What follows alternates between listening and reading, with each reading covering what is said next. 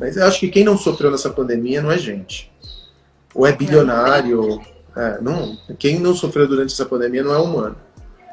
Ou tá morto por dentro, porque não é possível que a pessoa não tenha em algum nível sentido o golpe, entendeu?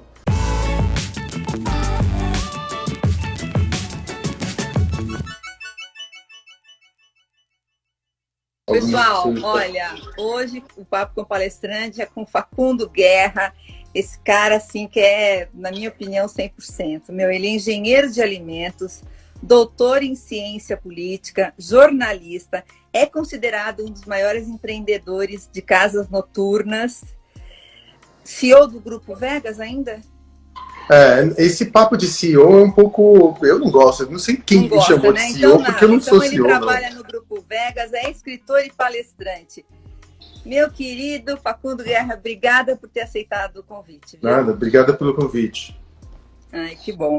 Eu queria que você falasse um pouquinho da sua infância. Da minha infância? Que pergunta mais peculiar. Minha infância não foi das mais doces, não, sabia, Sandra? Eu sou argentino, e aí eu vim para o Brasil muito pequenininho. Então, a primeira lembrança que eu tenho é da minha dificuldade de expressão, porque eu fui alfabetizado em espanhol, e por causa da similitude dos idiomas, quando eu cheguei para cá, eu travei, eu não conseguia falar. A minha mãe me disse que eu não falei entre os 5 e 7 anos, eu não conseguia falar.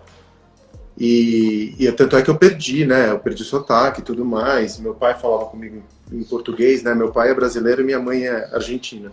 E eu sou argentino também. E aí... eu cresci aqui no Brasil na década de 80 e o Brasil nunca foi muito hospitaleiro com os argentinos. É uma coisa que a gente não fala muito, mas a gente esconde essa xenofobia atrás do humor, sabe? Sim, quando a gente fala, ele é argentino, ha, mas é duro, porque quando você é argentino, você já tem que lidar com a antipatia da pessoa. Ela nem te pergunta... Ela já fica com antipatia antes de, né, te conhecer. Antes de conhecer ela, já te acha antipático. Sim. Um pouco porque eles... É engraçado, porque eu acho que era o Maquiavel que falava isso.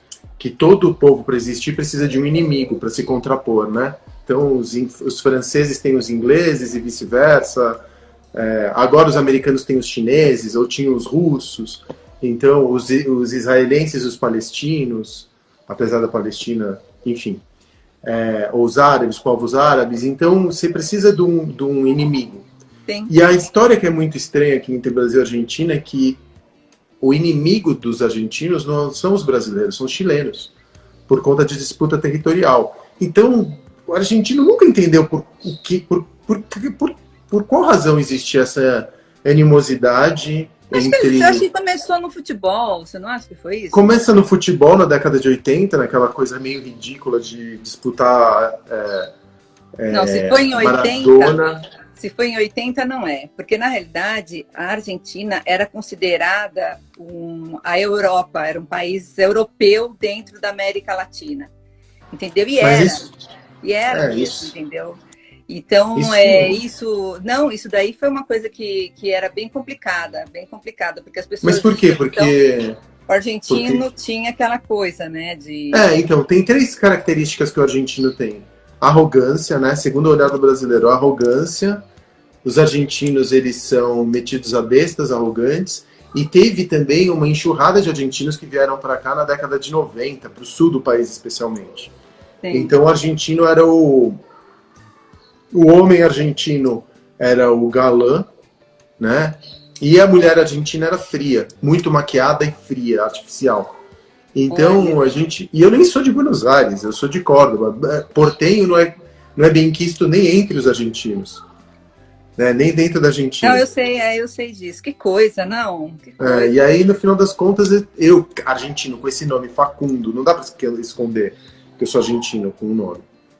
Então acontece que no final das contas eu cresci no Brasil sabendo que era bullying. Quando não existia bullying, hoje em dia a gente fala de bullying, bullying é reprimido, né? Você pode denunciar.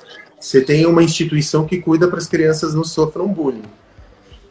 Aí eu também tinha um monte de problema, então eu cresci, tive que passar alguns anos de cadeira de roda, porque eu tinha um defeito congênito no calcanhar.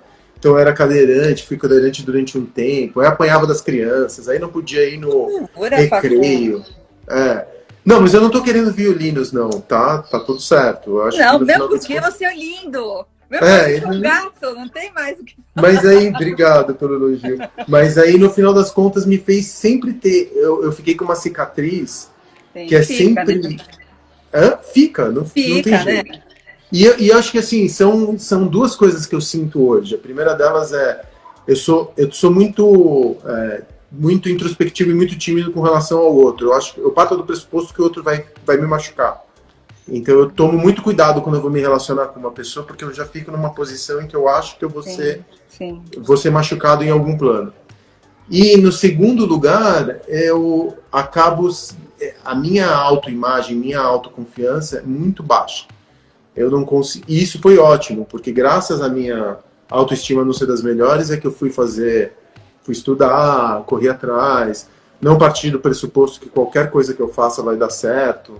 Aliás, eu sou muito pessimista com as coisas que eu faço, sempre acho que elas vão dar errado. E aí eu tento até cercar o lugar, quando eu vou montar um negócio, eu fico tentando blindar ele, porque tudo que pode dar errado, eu vou tentar consertar antes de lançar o projeto, sabe? Entendi. Me fala, assim, até você... Eu li teu livro e tudo, mas, assim, até você começar a empreender, me conta um pouquinho da sua carreira, rapidamente. Então, eu venho daquela geração que era uma geração que era preparada para ter uma carreira pelo resto da vida, né? Então, meu pai foi que me escolheu a minha profissão, porque eu queria ser arquiteto, mas eu desenhava muito mal. Ainda bem que eu não fui arquiteto. Não, filho. Ele não falava assim, falava espanhol. Não, ele falava assim, ele falava, filho, arquiteto você não vai ter dinheiro para comer. E é muito estranho, porque eu venho de uma família de classe média baixa. Como meu pai era militante do Partido Comunista, minha mãe sempre foi vendedora ambulante ou secretária, a gente viveu aqui num bairro de classe média baixa. O Santa Cecília, que hoje é um território hipster, na década de 80, 90... Era muito perto da cidade. Muito perto da cidade e muito perto também de Genópolis, que era um dos bairros mais ricos de São Paulo. Então a Santa Cecília, ela ficava naquele meio do caminho entre a Xangri-Lá, que era Genópolis, e o inferno, que era Barra Funda. Então a gente era classe média, mas assim, era só por um pouquinho que a minha mãe tinha vergonha de escrever nas cartas que a gente era da Santa Cecília. Ela colocava Genópolis, porque a gente morava na Martinico Prada. Porque ela achava que o correio ia chegar mais rápido se ela colocasse na carta Higienópolis e não Santa Cecília. Olha que loucura, né? E aí, aí eu fui preparado para ser engenheiro. Meu pai falou assim, olha, vai ser engenheiro porque se você for engenheiro você vai ter emprego. E ele tinha razão. Vai fazer engenharia. Aí eu falei, mas engenharia? Ele falou, vai fazer engenharia de alimentos. Engenharia de alimentos é engenharia do futuro. Só vai ter... A humanidade só vai crescer e com engenharia de alimentos você vai conseguir ter emprego sempre. Eu fui e fiz engenharia de alimentos na Mauá. Mas eu não era... Eu sempre fui muito bom nas exatas. Eu nunca repeti nenhum ano, nunca peguei recuperação, nada disso. Sempre fui bom de exatas, mas eu gostava muito de ler, porque eu também vinha de uma família de humanistas, né? Sim. Então, eu fiz a engenharia, trabalhei como engenheiro na Tetra Pak. Mas logo depois da Tetra Pak, eu trabalhei uns 2 ou 3 anos, acho que não, trabalhei uns 4 anos, comecei como estagiário na Tetra Pak, fui morar na Suécia um tempo, depois eu morei quase 2 anos em Curitiba, trabalhando com marketing, vendas, andando de terno power suit, entrando em curral, no interior de Santa Catarina, para vender máquina de invase de leite. Tá. Aí, depois disso, eu fui ser trainee na American Express, participei de um programa de trainees, que era o primeiro da American Express. Aí eu morei 2 anos em Miami, 1 ano e meio em Miami. Aí eu voltei para o Brasil, porque também não aguentava mais Miami. Miami, na virada dos anos 2000, era muito árida, muito mais árida do que é hoje, culturalmente falando. Aí, dali, de Miami, eu voltei para o Brasil.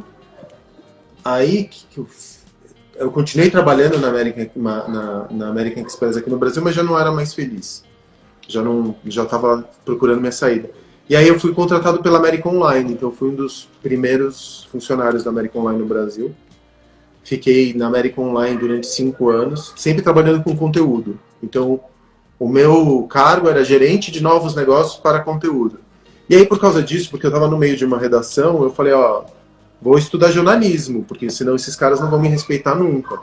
Porque eu era o jornalista, ele é o beletrista do século XXI, né? Ele tem essa pátina de culto, que não necessariamente é verdade.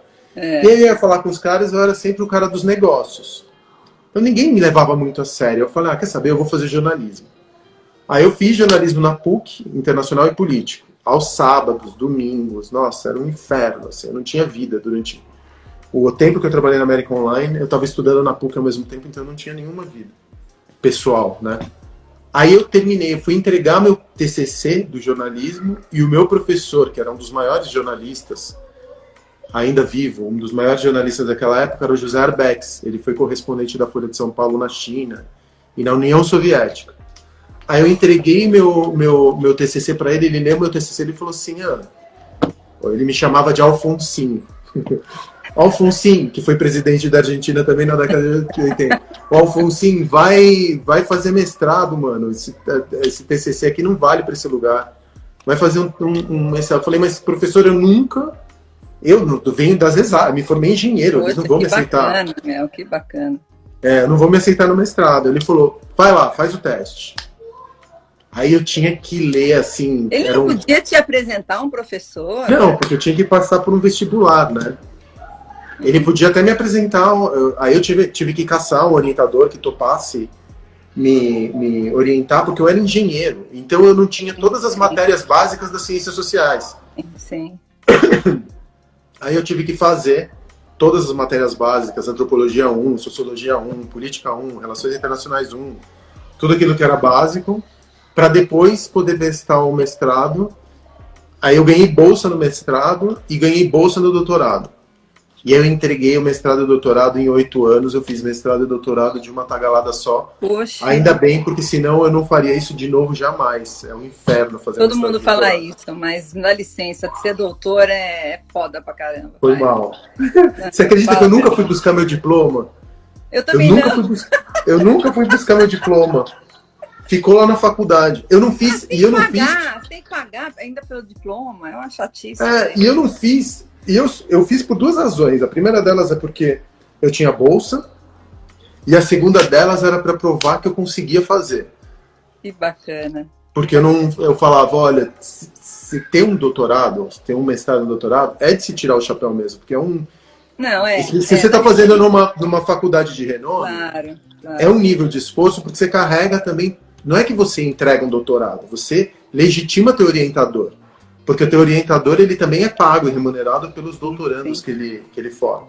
Então, o teu nível de mestrado e doutorado reflete no teu orientador. E você mantém o nível da academia desse jeito. Sim. Você mantém o nível da instituição. Você é filho único, Facundo? Você é filho único? Não, eu tenho mais 2 irmãos. Ah, tá. E aí o mestrado e o doutorado só serviu para...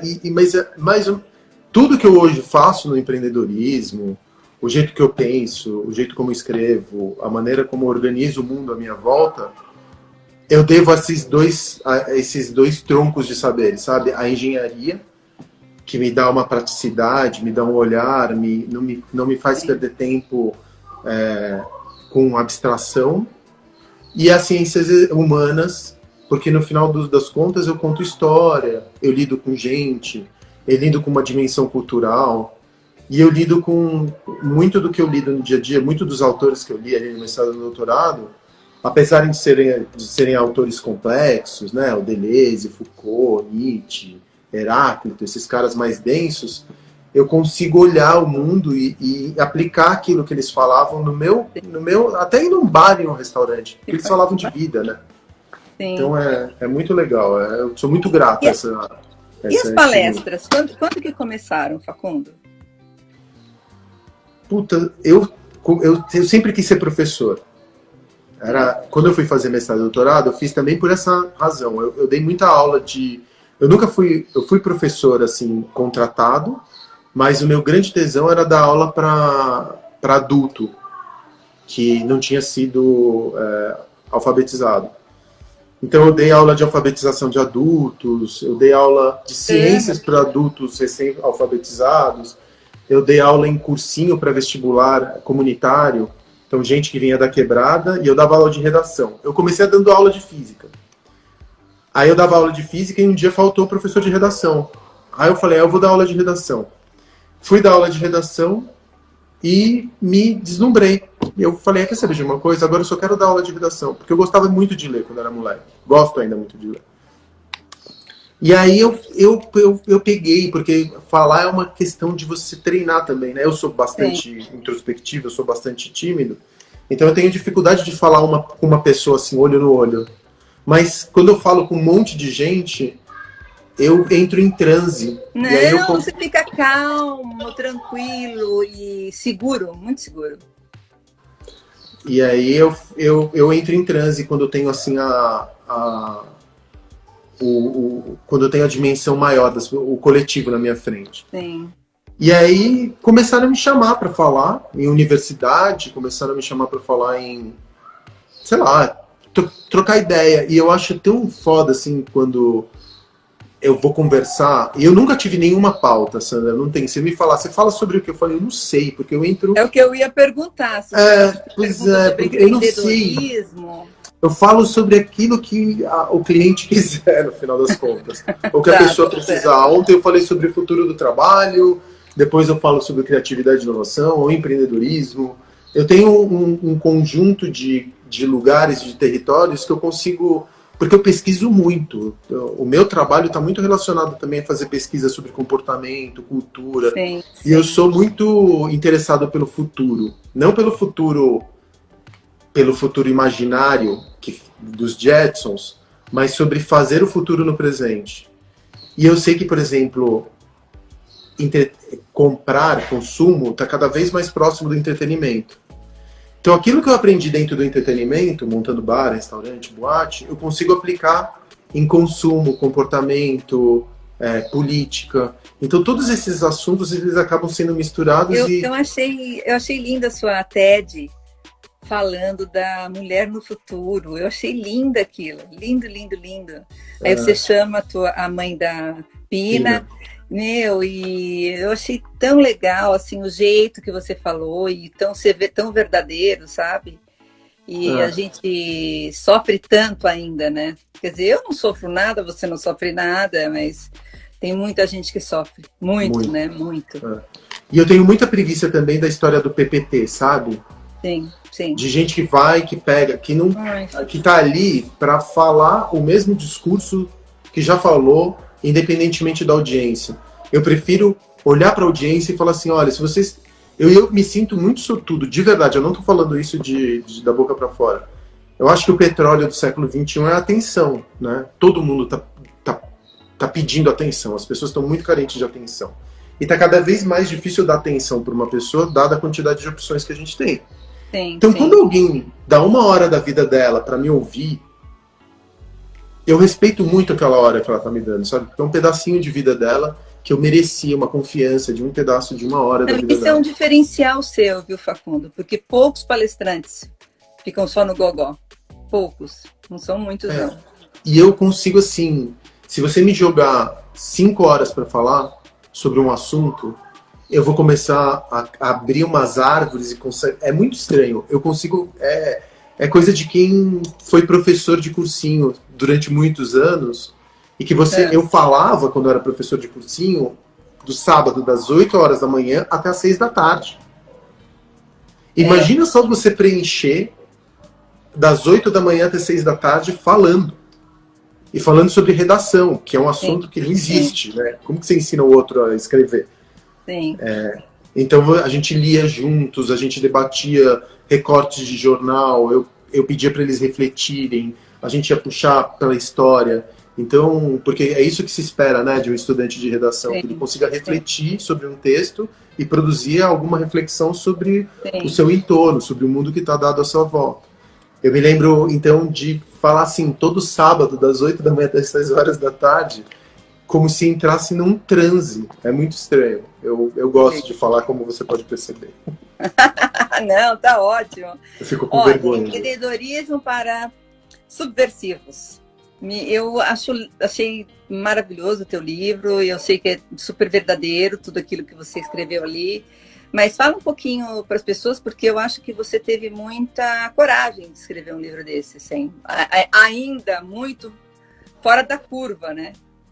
E eu vou te dizer, eu nunca li esse livro. Não? Nunca li o livro. O meu livro que eu escrevi, eu nem tenho ele em casa, você acredita? Mas por quê? Porque eu tenho um pouco de vergonha. Não que eu tenha vergonha dele, eu vou explicar melhor. O livro aconteceu porque o Cassiano, que é da Planeta, que é um amigo que eu tenho de infância, um dia me encontrou no almoço do Riviera e falou assim, olha, eu vou montar um selo chamado Planeta Negócios, eu queria muito que você escrevesse o livro inaugural desse novo selo, quero apostar em você. Eu falei, Cassiano, eu não tenho tempo para escrever um livro, mano. Eu acabei de escrever um mestrado, um doutorado, é um saco. O mestrado tem quase 300 páginas, o doutorado tem 300 páginas, eu não tô afim de escrever um outro livro. E aí ele virou e falou assim, não, você vai escrever um livro. Você vai, eu chamo uma ghostwriter para escrever. Aí eu falei, bom, com uma ghostwriter eu topo. Aí ele chamou a ghostwriter me entrevistou, ela incrível, a mina, entrevistamos, enfim, 6 horas de áudio. Aí ela me mandou a transcrição daquilo que eu tinha falado e segundo a fala dela. Quando eu li, e ela é uma puta de uma escritora, uma puta de uma jornalista, não estou criticando mas não era eu. Eu estava falando de assuntos extremamente íntimos e não era eu. Era completamente artificial. Entendi. Aí eu recebi aquele transcrito e eu falei assim, eu não vou lançar esse livro. Não vou lançar mais. E fiquei na minha, porque eu tinha 1 ano e meio para escrever, o Cassiano nem me cobrou. Faltando 3 meses para entregar o livro, ele falou, Facundo, vamos publicar então, né? Vamos planejar o lançamento. Eu falei, não, Cassiano, não vou mais lançar esse livro, já era, não estou mais afim. Aí ele virou e falou assim, não, Facundo, você não entendeu, tá tudo já pronto, compramos papel, as nossas metas dependem dessa porra, a gente vai lançar esse livro. Eu falei, cara, não dá para lançar esse livro, não desse jeito, não vai rolar.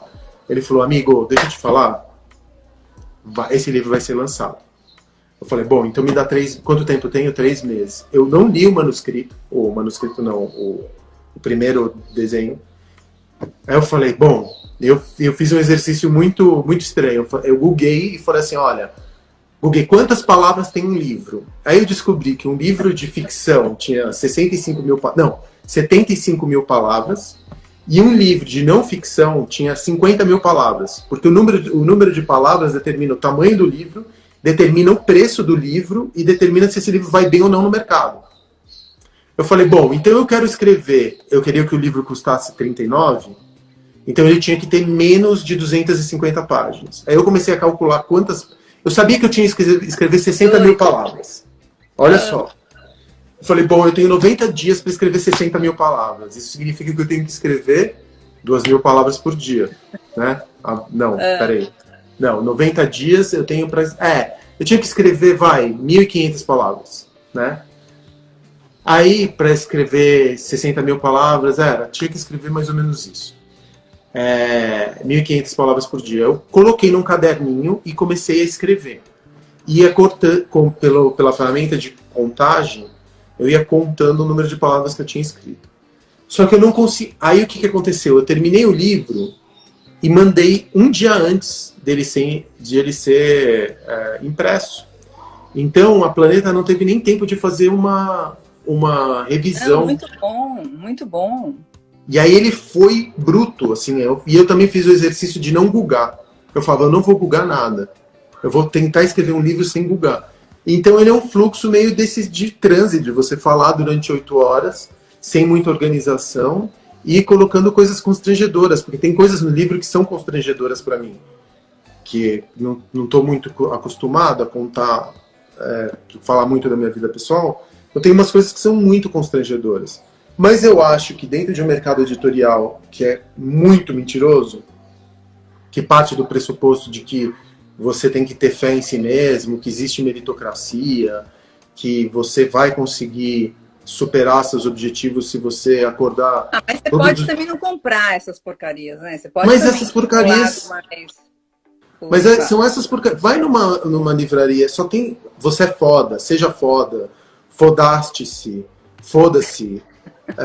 Agora é moda você colocar palavrão em capa de livro. Então, aí, que é tipo cultura do choque, né? É um grito para chamar atenção. E esses caras que falam assim, olha, você tem que acordar às 4 da manhã e gritar, você é foda na frente do espelho. E se você fizer isso, você vai ser bem sucedido. Tenha fé, porque ou parte da teologia... Eu gostei tanto do livro que eu dei para minha sobrinha, que é uma menina, assim, que fez já 2 faculdades na USP, é super... Ela quer fazer, ai tia, o que você acha? Eu quero fazer isso. Você vai ler esse livro. Leia e vê o que você acha. Ela estava lendo, ela falou, ai tia, eu tô adorando. Ela gostou? Que bom. Não, que bom. Gostou? Tem 21 anos. Então, e aí é isso. E aí o livro foi super bem, acho que agora está na 5ª edição, e agora eu estou nesse lugar em que eu tenho que escrever o novo livro. E o novo vai ser também sobre empreendedorismo? Não, vai ser sobre comunicação e como montar uma maneira de você montar um produto mais alinhada com o espírito do tempo atual, especialmente o que vai acontecer pós-Covid. Enfim, então eu estou falando sobre... Vai chamar Destruir para Criar. Você foi considerado o Homem do Ano pela revista VIP em 2016 e um dos 100 empreendedores mais influentes do mundo pela Good Magazine. Uhum. O que estava acontecendo nessa época para você ter esse título? Foi em 2016, essa da revista VIP? E 2017, né, da Good Magazine? Eu acho que sim. Eu não sei, eu estava fazendo o que eu sempre fiz, que é montar um monte de lugar e sem olhar muito para trás. Eu estava Agora eu estou passando por uma revisão da minha maneira de me comportar, porque durante muitos anos eu fiz muito e desfrutei muito pouco. Eu nunca estava no lugar que eu tinha feito, eu sempre estava no futuro, fazendo o próximo. Então eu lançava fazia assim, ó, qual que é o próximo? Então eu estava sempre envolvido em 4 projetos diferentes, fazendo 4 planejamentos estratégicos. Eu sempre tive muitos empregos também quando eu era mais moleque. Então eu sempre fui muito produtivo. Produzia muito e despendia muita energia. Montava um lugar e não voltava para cuidar dele. Eu montava como se não fosse meu, ou como se não fosse pra mim. Depois não desfrutava, né? Acabava não desfrutando. Não desfrutava, não refletia, não olhava para ele com cuidado. Sempre num próximo, e num próximo, e num próximo. Se você for pensar que eu montei 20 lugares em 15 anos... Não, foram 20 lugares em 12 anos. Não, foram em 12 anos, porque o Vegas, ele foi... Durante os 3 primeiros anos do Vegas, eu não fiz mais nada além de Vegas. Pô, então eu montei, cara, quase 2 lugares. 2 ao ano, por ano. Só que o tempo de você montar um lugar é de no mínimo 6 meses. O tempo de maturação, de você achar um ponto, de você desenvolver cardápio, de você fazer compras, de você fazer obra e tudo mais. Então isso significa que eu terminava um e começava outro. Ou quando eu não estava tocando 2 ao mesmo tempo. Sim. E eu não voltava. Teve lugares que eu abri que eu entrei 3 vezes. É ridículo. Poxa. É ridículo eu não ter essa relação com alguma coisa que saiu. E é isso que você está mudando. É essas coisas que você está revendo. Eu acho que é isso que a pandemia me ensinou também, sabe? Eu ia te perguntar como é que foi essa pandemia para você. Dura. Muito menos dura do que para... Mas eu acho que quem não sofreu nessa pandemia não é gente. Ou é bilionário. Quem não sofreu durante essa pandemia não é humano. Ou tá morto por dentro, porque não é possível que a pessoa não tenha em algum nível sentido o golpe, entendeu? Sim. Mas ela, mais além de ter sido dura, ela me ensinou coisas... Você não pode abraçar um amigo, sabe? Né? Você tem que estar ali com as pessoas e... Eu vim para minha casa em Sorocaba e tô aqui, não saio daqui, tô trabalhando aqui, a minha equipe toda online, e é isso, fazer o quê, né? Eu tava falando com a minha filha sobre o abraço hoje de manhã. Mas ela tudo bem, né? Mas ela não pode abraçar ninguém, né? Não, então, a gente tava falando sobre isso. A gente tava falando sobre a dificuldade também enfim, ter que dar aula e tem que acompanhar a aula. A gente estava falando que ela estava com dificuldade com um professor. E a gente estava discutindo se o professor era bom ou ruim. Ela falou, tal professor é ruim. Eu falei, filha, a gente tem que imaginar também que esse professor está sofrendo durante a pandemia, teus amigos estão sofrendo, então a gente tem que ser um pouco paciente com as pessoas agora. Né? Ninguém está bem. Então vamos ser tolerantes. Se você acha que o teu professor não é um bom professor, vamos dar uma chance, porque às vezes por uma aula você não consegue avaliar isso. E tá difícil também ter aula, é difícil para ele. Tem professores que são melhores ao vivo, tem pessoas que já aprenderam as ferramentas digitais. Imagina você ter que dar aula para 25 crianças usando o Zoom. Se você não... Você é muito empático, né, Facundo? Isso é uma grande virtude sua. É uma grande virtude, porque as pessoas empáticas vão ser as pessoas que... Os grandes líderes do futuro. Eu tenho lido sobre isso e realmente não é fácil ser tão empático como você. Eu vejo como você é empático. Mas eu acho que assim, é uma empatia egoísta também, porque eu também não acredito em nenhum um ato altruísta. No final das contas, todo mundo está negociando o tempo inteiro com o outro. Né? Para você entender as suas vantagens, você também tem que olhar e se colocar na posição do outro. Eu não sou empático porque quero abraçar o mundo, eu quero abraçar a árvore, ou sou um Teletubby, um ursinho carinhoso. Eu sou empático porque é um exercício importante para você também conseguir colocar seu ponto de vista, para você, senão vira guerra. Sim. A nossa existência é uma negociação constante, né? Seja com os nossos filhos, nossos companheiros, nossos empregadores, nossos funcionários. É uma relação de todo mundo está tentando sempre defender o seu. Sim. Então é importante entender qual que é a posição do outro e por que o outro, como que o outro se sente, para que você também consiga negociar um ponto que fique justo e que seja mais fácil. Eu negocio o meu tempo inteiro. Imagina, se eu montei 2 lugares por ano, a quantidade de pessoas com as quais eu tinha que negociar e a quantidade de decisões que eu tenho que tomar no dia é gigantesca. Eu não tenho muito tempo. Eu tenho que ir rápido, vamos tomar essa decisão. Para eu conseguir tomar essa decisão rapidamente, eu não posso impor o meu ponto de vista. Eu preciso entender o ponto da outra pessoa, ver o que eu quero, onde que eu quero chegar, e a partir dali negociar uma situação que seja confortável para todo mundo. Então a empatia não é uma ferramenta altruísta. A empatia é uma ferramenta de produção e importante para você conseguir. O que eu tenho lido é para ser uma ferramenta verdadeira mesmo, entendeu? Ele acha que a empatia... A pessoa que realmente é empática, sem segundas intenções, vão ser grandes líderes. Eu queria te perguntar sobre uma afirmação que você fez, de que 50% dos negócios não vão mais existir depois da pandemia. Você lembra disso? Você ter falado isso? Eu acho que, na verdade, eu me deparei com um dado da Brasel, que falava que 30% dos negócios já não tinham, já tinham perecido ao longo da crise. E a estimativa deles era que entre 40% e 50% dos negócios que existiram pré-Covid desapareceriam até 6 meses depois. Porque agora a gente está passando por uma outra dificuldade muito grande, que as pessoas... que é uma morte mais silenciosa. Quando você vê um restaurante que fechou as portas, é uma morte abrupta. Mas tem muito restaurante que não está conseguindo pagar as contas agora, depois da reabertura, porque não tem fluxo de caixa.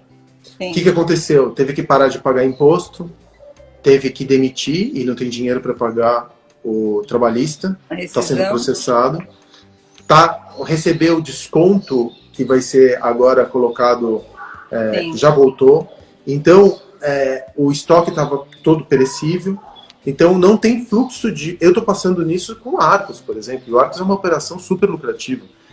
Como bateu o primeiro mês, a gente não tinha dinheiro para pagar funcionário, tivemos que acelerar pela primeira vez em 2 anos os cartões, que é uma coisa que é muito daninha para o negócio, né? Porque no final das contas a taxa de desconto é alta.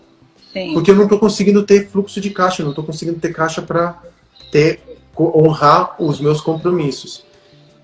E eu conversei com vários donos de restaurante, todos eles me falaram que os 2 primeiros meses de operação foram de prejuízo. Então, o restaurante às vezes quebra por voltar.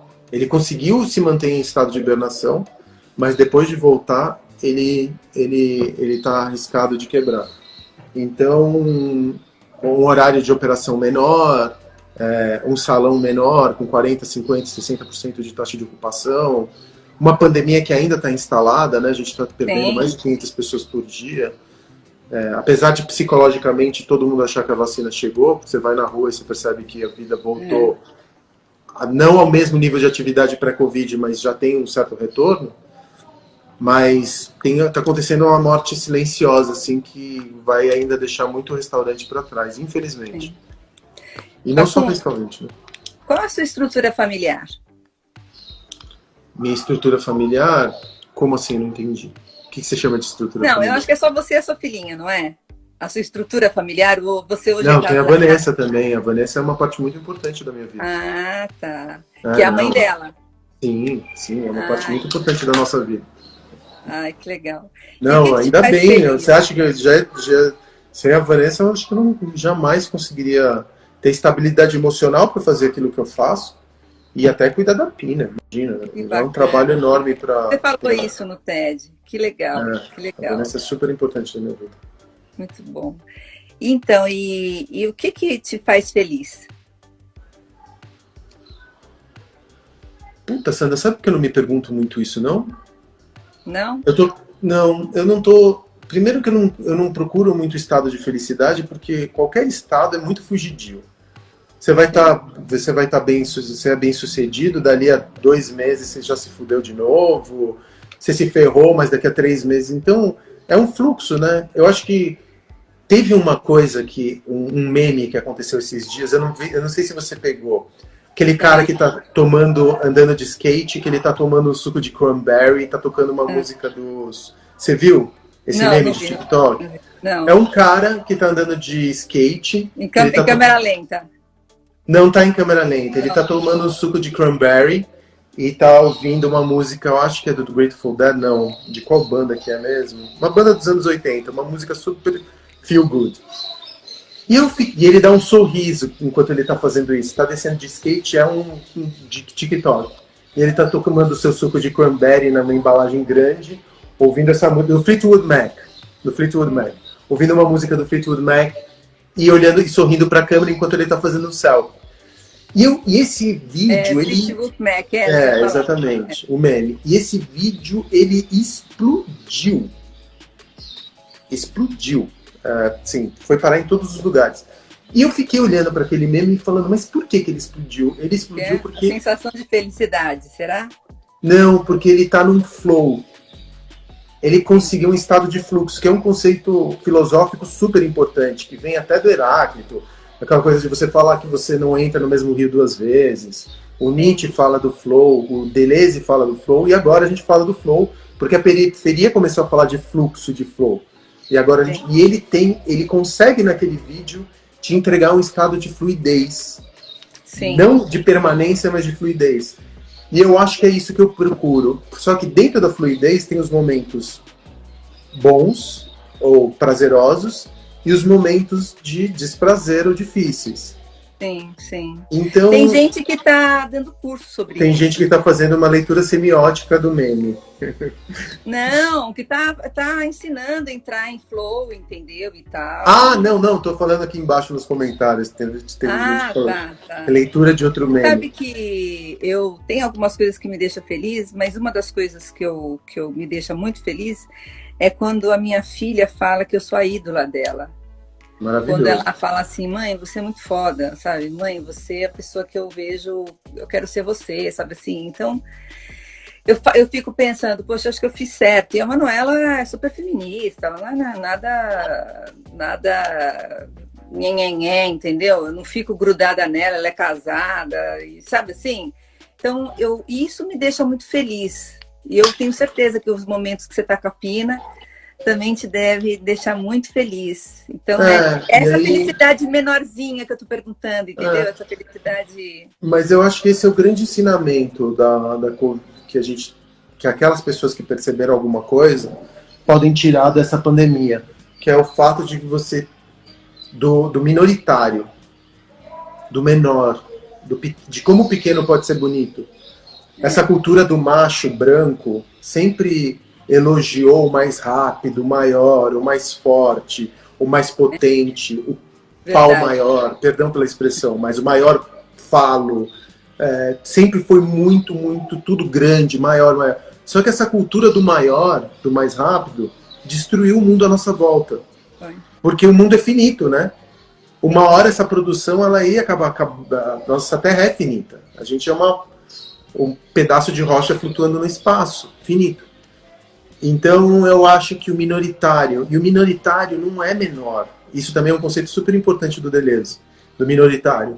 De você entender a dimensão pequena e encontrar beleza na dimensão pequena. E o pequeno é o detalhe, o pequeno é o momento, o pequeno é o segundo. Eu comecei a saltar de paraquedas. Também agora estou treinando paraquedismo. E aí eu comecei a me dar conta, por que eu estou fazendo isso? Porque eu não sou o cara do uhul. Uhul, adrenalina, vamos saltar, olha lá, um monte de macho corajoso. Não sou esse cara do uhul. Mas eu me dei conta que eu estava fazendo isso porque eu queria saborear 20 segundos. E quando você está em queda livre, cada segundo ele passa mais devagar. E eu consegui aprender o que são 20 segundos. Sim. Entender, estar em 20 segundos, que é o momento, o tempo que você tem de queda livre, é tão bonito você estar dentro daqueles 20 segundos e prender aqueles... É como você prender a respiração, só que chegar antes, sabe? É muito estranho você ter acesso a esses 20 segundos e entender a dimensão desse tempo pequeno. A maquete, as coisas... Então eu tô assim, menor, sabe? Eu gosto muito, tô muito apaixonado pela ideia do menor e do menos potente e do menos macho e do menos... Ai, Facundo, eu sou sua fã, meu. Olha, eu ficava aqui falando com você a tarde toda, eu sei que você tem compromisso, e também o nosso papo tem um tempo. Um período, né? Para terminar, eu queria que você desse uma dica pra gente, se você quiser dar uma dica profissional, você dê, uma dica pessoal, ou que você fala na sua palestra, dá uma dica pra gente. Putz, quem sou eu pra dar dica, Sandra? Mas eu acho que assim, uma das coisas que eu tô aprendendo ao longo dos anos, que acho que a maturidade está me trazendo, eu sei que eu vou começar a envelhecer a partir do momento que eu perder meu olhar curioso com relação ao mundo, sabe? Não deixem de ser curiosos ou não se achem que são sabedores da vida nunca. Curiosidade é uma coisa que eu sempre estimulo na minha filha, especialmente agora que a gente está falando de inteligência artificial e máquinas e tudo mais. Se manter curioso vai te manter humano e jovial e com o cérebro afiado. Que dica legal, querido. Muito obrigada. Adorei o papo com o palestrante com você, viu? Obrigada mesmo. Um beijo enorme, tá? E cuida muito, viu? Tá. Beijo. Tchau, tchau.